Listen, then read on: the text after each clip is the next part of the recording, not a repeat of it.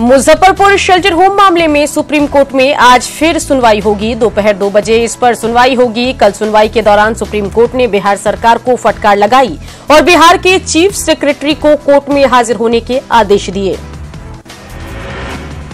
विधानमंडल के शीतकालीन सत्र का आज तीसरा दिन है। सदन में आज राजकीय कार्य निपटाए जाएंगे। हालांकि सदन में आज भी काम होने के आसार कम ही दिख रहे हैं। अब तक 2 दिनों की कार्यवाही के दौरान विपक्ष ने जमकर हंगामा किया। नरकटियागंज में ट्रेन से कटकर 2 लोगों की मौत हो गई। एक महिला और एक शख्स की ट्रेन से गिरकर मौत हो गई। रांची में एक बेकरी की दुकान में आग लगने से अफरा तफरी फैल गई। अगलगी की यह घटना सदर थाना इलाके के मौलाना आजाद कॉलोनी में घटी है। फायर ब्रिगेड की कड़ी मशक्कत के बाद आग पर काबू पाया गया। आसू नेता जलेश्वर महतो के अपहरण का कई घंटे बाद बीत जाने के बाद भी अब तक सुराग नहीं मिला। पुलिस उनकी तलाश कर रही है। इधर अपहरण के पीछे नक्सलियों का हाथ होने की आशंका है। कैमूर में कुदरा के खुरमाबाद के पास NH2 पर ट्रक की चपेट में आने से एक बाइक सवार की मौत हो गई। मृतक मधेश्वर तिवारी एक कंपनी में MR का काम करता था और फील्ड से घर लौटने के दौरान हादसे का शिकार हो गया। हजारीबाग में महिला थाना रणभूमि में तब्दील हो गया। दरअसल एक व्यक्ति अपनी प्रेमिका के साथ शादी करने की तैयारी कर रहा था, जिसके विरोध में उसकी पहली पत्नी ने जमकर हंगामा किया। अररिया पुलिस ने चोर गैंग के 5 सदस्यों को गिरफ्तार किया, जिनमें 3 महिलाएं शामिल हैं। ये सभी कचरा चुनने की आड़ में घरों की रेकी करते थे और फिर वारदात को अंजाम देते थे। बक्सर पुलिस ने 12 जुआरियों को गिरफ्तार किया है, जिनके पास से 2,61,000 रुपए कैश बरामद किए गए। साथ ही 13 बाइक भी जब्त की गई।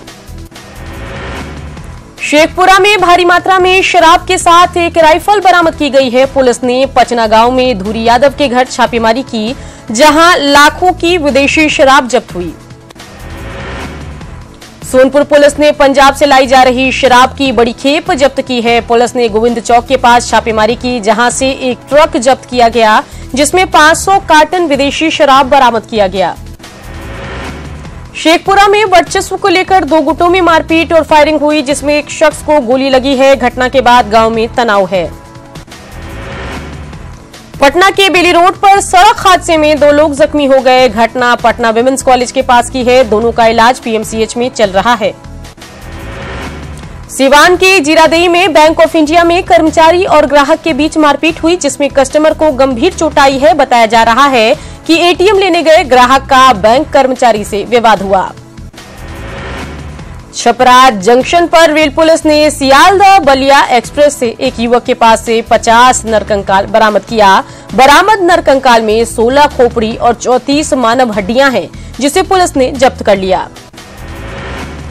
गिरफ्तार युवक पूर्वी चंपारण के दहियावा का रहने वाला संजय प्रसाद है, जिसके पास से पुलिस ने विदेशी करेंसी के साथ विदेशी सिम भी बरामद किया है।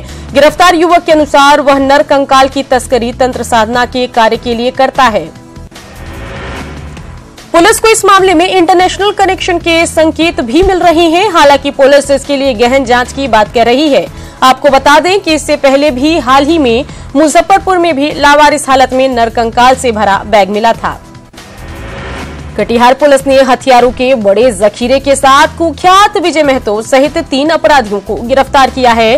कुर्सेला थाने की पुलिस ने STF की मदद से अपराधियों को पकड़ा। सभी पर पहले से कई मामले दर्ज हैं। कटिहार में अपराधियों ने बंधन बैंक के कर्मचारी की हत्या कर 1.5 लाख रुपए लूट लिए। कर्मचारी रुपए कलेक्शन कर फलका से पोठिया जा रहा था। इसी दौरान अपराधियों ने फायरिंग कर कैश लूट लिए।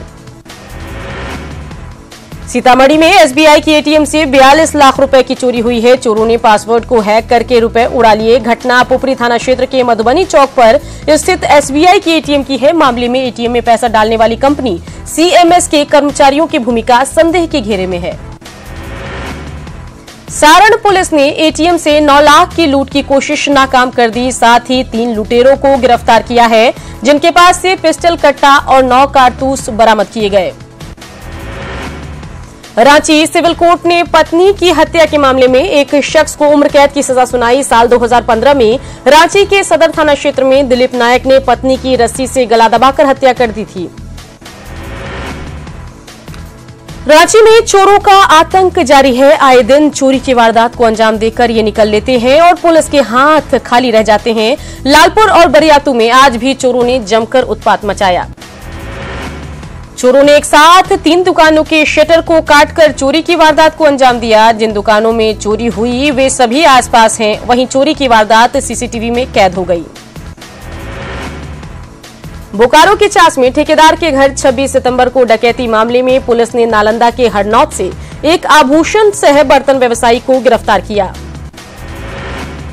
बोकारो के चास में पुलिस के नाम पर 4 बदमाशों ने एक बुजुर्ग महिला से लूटपाट की है। तारानगर की रहने वाले ये बुजुर्ग महिला दवा लेने दुकान जा रही थी कि तभी बाइक सवार 4 अपराधी आए। खुद को पुलिस बताकर शातिराना अंदाज में लूटपाट की।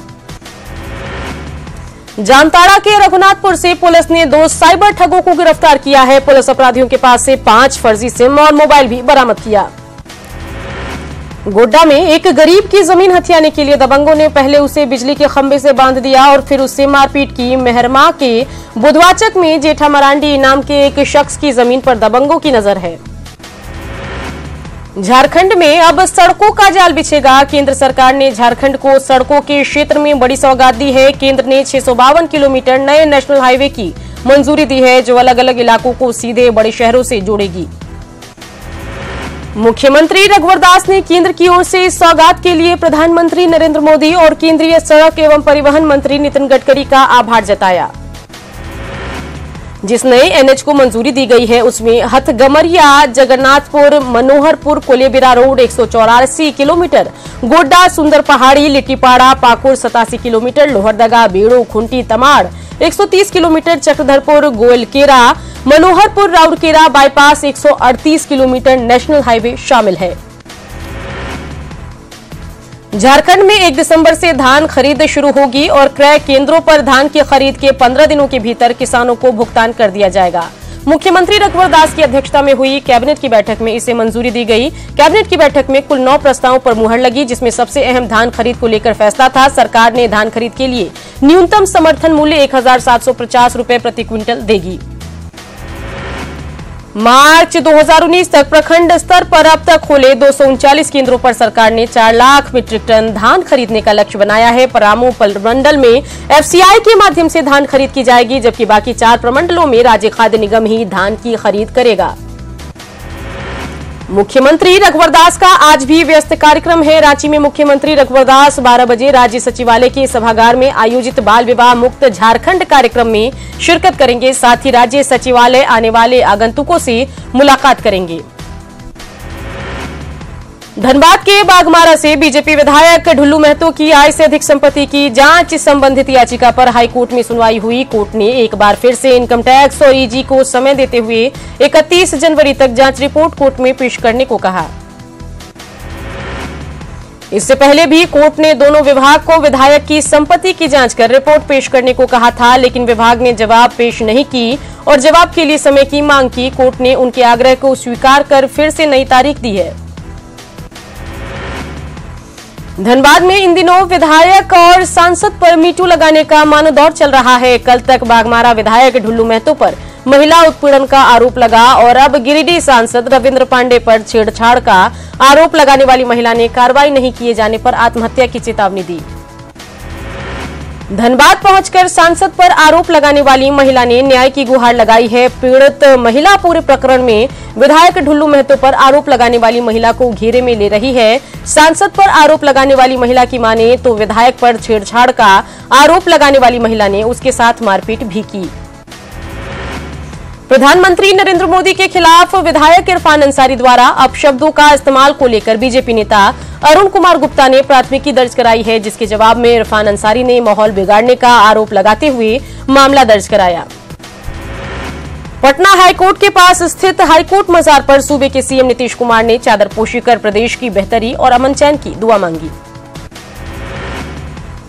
एलजेपी सांसद चिराग पासवान ने उम्मीद जताई कि आरएलएसपी एनडीए के साथ रहेगा। चिराग ने हाजीपुर से अपनी मां के चुनाव लड़ने की बात को खारिज किया, लेकिन रामविलास पासवान को राज्यसभा भेजे जाने की बात की पुष्टि की। हाजीपुर में मिलन समारोह कार्यक्रम के मौके पर कांग्रेस नेताओं ने केंद्र की एनडीए सरकार पर जमकर हमला बोला। प्रदेश अध्यक्ष मदन मोहन झा ने केंद्र पर वादा खिलाफी का आरोप लगाया तो पूर्व मंत्री अखिलेश सिंह ने दावा किया कि 5 राज्यों के चुनाव में बीजेपी की हार तय है। बेगूसराय सदर अस्पताल में दवा नहीं रहने के कारण एक महिला को अपनी बेटी की जिंदगी बचाने के लिए अस्पताल परिसर में भीख मांगनी पड़ी और चंदे के पैसे से बेटी का इलाज करा रही हैं। हिना परवीन को गंभीर हालत में बेगूसराय सदर अस्पताल में भर्ती कराया गया, लेकिन अस्पताल में महंगी दवा नहीं होने के कारण डॉक्टर्स ने बाहर से दवा लाने के लिए कहा, लेकिन पैसे के अभाव में असगर खातून अस्पताल परिसर में भीख मांगने लगी। आदिवासी समुदाय के लोगों ने किशनगंज में धरना दिया और अपने संवैधानिक अधिकारों की मांग की। नवादा नगर परिषद कचरा प्रबंधन को लेकर नया प्रयोग शुरू कर रहा है। जल्द ही नगर परिषद के इलाकों के सभी घरों में कचरा रखने के लिए 2 बॉक्स बांटे जाएंगे। नगर परिषद ने शहर के 18,000 घरों में कचरे का डिब्बा बांटने का लक्ष्य रखा है। मुंगेर के अंबेडकर भवन में आपदा से बचाव पर 1 दिवसीय कार्यशाला का आयोजन किया गया, जिसमें रामपुर, तारापुर और बिहमा के पंचायत प्रतिनिधियों ने हिस्सा लिया। नीतीश सरकार की मुख्यमंत्री विद्यालय सुरक्षा कार्यक्रम को देखने के लिए मैक्सिको की 15 सदस्यीय टीम वैशाली पहुंची। टीम ने गोरौल और भगवानपुर 2 स्कूलों का दौरा किया। पटना में प्रदूषण और उसके प्रभाव पर सेमिनार का आयोजन किया गया, जिसका उद्घाटन डिप्टी सीएम सुशील कुमार मोदी ने किया। सुशील मोदी ने 15 साल पुरानी गाड़ियों के परिचालन पर रोक लगाने की बात भी कही। मुंगेर स्थापना दिवस के अवसर पर SVEEP के अंतर्गत फुटबॉल मैच का आयोजन किया जा रहा है। मैच में 4 टीमों ने हिस्सा लिया। विश्व प्रसिद्ध सोनपुर मेले में सांस्कृतिक कार्यक्रमों की धूम मची है। मेले के मुख्य पंडाल में स्कूली बच्चों की टीम ने जमकर धमाल मचाया, जिसे देखने के लिए लोगों की भारी भीड़ जमा हो गई। नालंदा के अंतर्राष्ट्रीय पर्यटन स्थल राजगीर के कन्वेंशन हॉल में आयोजित 3 दिवसीय राजगीर महोत्सव कार्यक्रम संपन्न हो गया। महोत्सव के आखिरी दिन पार्श्व गायिका वर्षा त्रिपाठी ने अपने फिल्मी गानों से सबको झूमने पर मजबूर कर दिया। मुंगेर में 3 दिसंबर से शुरू होने वाले जिला स्थापना दिवस महोत्सव में जिले के ऐतिहासिक स्थलों की झांकी मंजूषा कला के जरिए दिखेगी। हुनर सोसाइटी के छात्र ऐतिहासिक पोलो मैदान के चारों तरफ की दीवारों पर कलाकृतियां बना रहे हैं। समान काम का समान वेतन की मांग को लेकर धनबाद में पारा शिक्षकों का आंदोलन जारी है। घेरा डालो डेरा डालो कार्यक्रम के तहत पारा शिक्षकों ने मंगलवार को सत्ताधारी विधायक और सांसदों के आवास के बाहर डेरा डाल दिया है। पारा शिक्षकों की हड़ताल का असर पाकुड़ के 37,000 बच्चों पर पड़ा है। हड़ताल के कारण ग्रामीण इलाकों का विद्यालय बंद हो गया। ठंड को देखते हुए साहिबगंज प्रशासन ने कंबल की खरीदारी के लिए टेंडर प्रक्रिया शुरू कर दी है। कंबल वितरण के लिए 10 दिसंबर को टेंडर फाइनल करने का निर्णय लिया गया है। सभी गांवों को पक्की सड़कों से जोड़ने का केंद्र और राज्य के संकल्प का परिणाम अब गुमला में साफ दिखाई दे रहा है। घाघरा के चपका से चैनपुर, कुरुमगढ़, कोटाम को जोड़ने के लिए 42 किलोमीटर लंबी सड़क बनाई जा रही है।